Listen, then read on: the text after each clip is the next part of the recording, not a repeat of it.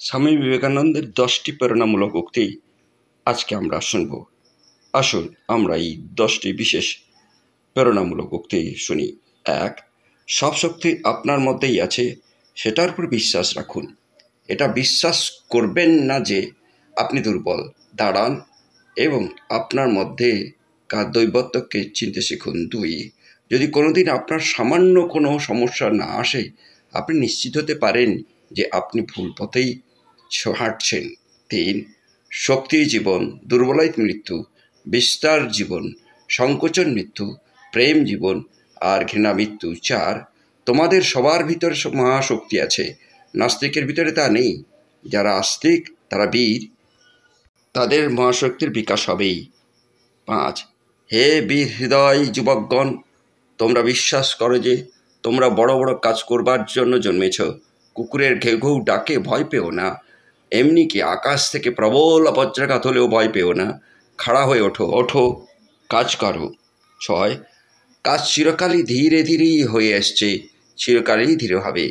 এখন ফলাকাঙ্ক্ষায় ত্যাগ করে শুধু কাজ করে খুশি থেকো। সর্বোপরি পবিত্র দৃঢ়চিত্ত হও এবং মনে প্রাণে অকপট হও। ভাবের ঘরে যেন এতটুকু চুরি না থাকে, তাহলেই সব ঠিক হয়ে যাবে। 7. কেবল শারীরিক সাহায্যের দ্বারাই জগতের দুঃখ দূর করা যায় না।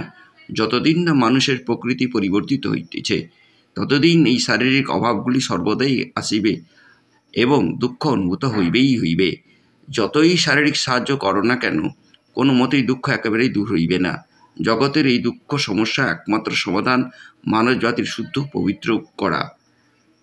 আমরা জগতে যা কিছু দুঃখ কষ্ট ও অশুভ দেখিতে পাই, সবে অজ্ঞান ও অবিদ্যা হইতে প্রসূত। মানুষকে জ্ঞানালোক দাও। সকল মানুষ পবিত্র আধ্যাত্মিক বলসম্পন্ন ও শিক্ষিত হোক, কেবল তখনই জগৎ হইতে দুঃখ নিবৃত্তি হইবে, তাহার পূর্বে নয়। দেশে প্রত্যেকটি গৃহকে আমরা দাতব্য আশ্রম পরিণত করতে পারি, হাসপাতাল দেশ ছাইয়া ফেলিতে পারি, কিন্তু যতদিন না মানুষের স্বভাব বদলাইতেছে, ততদিন দুঃখ কষ্ট থাকিবে। 8. ওরে কেউ কাউকেও শেখাতে পারে না, শেখাচ্ছে মনে করেই শিক্ষক সব মাটি করে। কি জানিস, বেদান্ত বলে এই মানুষের ভেতরেই সব আছে, একটা ছেলের ভেতরেও সব আছে, কেবল সেগুলি জাগিয়ে দিতে হবে। এইমাত্র শিক্ষকেরই কাজ। ছেলেগুলো যাতে নিজ নিজ হাত পা নাক কান চোখ মুখ ব্যবহার করে, নিজের বুদ্ধি খাটিয়ে নিতে শেখে, এইটুকু করে দিতে হবে। তাহলেই আখেরে সবই সহজ হয়ে পড়বে। কিন্তু গোড়ার কথা ধর্মটা যেন ভাত আর সবগুলো তরকারি।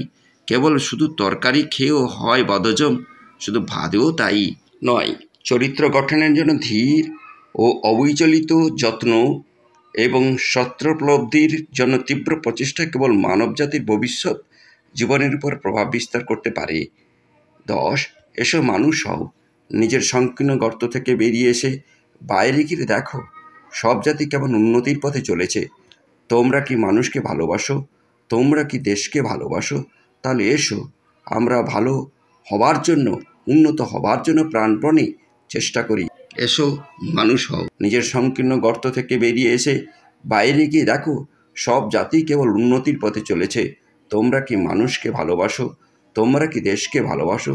তাহলে এসো আমরা ভালো হবার জন্য, উন্নত হবার জন্য প্রাণপণ চেষ্টা করি। আজকে এইখানেই শেষ করছি।